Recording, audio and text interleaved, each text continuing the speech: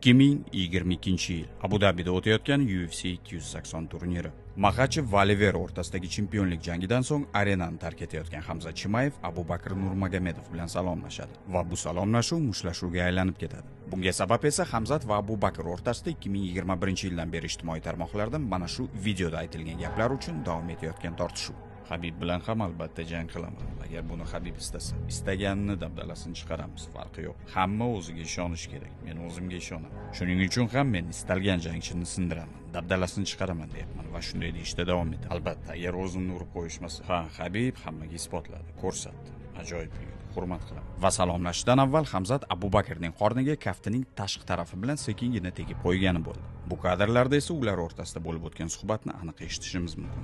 Ey, tabriklayman. Va shu payt Abubakr Hamzatga qaradi. Ey, bu yoqqa kelib chiroyli salomlashib ketsang bo'lardi-ku. Men xohlaganimni qilaman.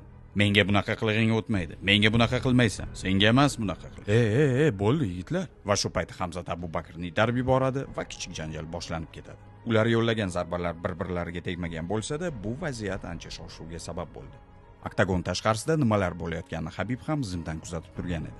Bo'lib o'tgan voqeaning ertasi kuni Habib o'z jamoasini Hamzat bilan yarashtirib qo'yadi va Chimayev chempionlik kamarini qo'lga kiritgandan keyin ular yana bir marta yig'ilib chempionlikni nishonlash borasida kelishib olishadi. Oradan yillar o'tib Chimayev o'z intervyusida bu konflikt qanday boshlanganini shunday eslaydi.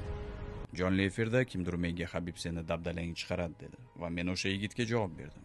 Lekin bunday demasligim kerak edi.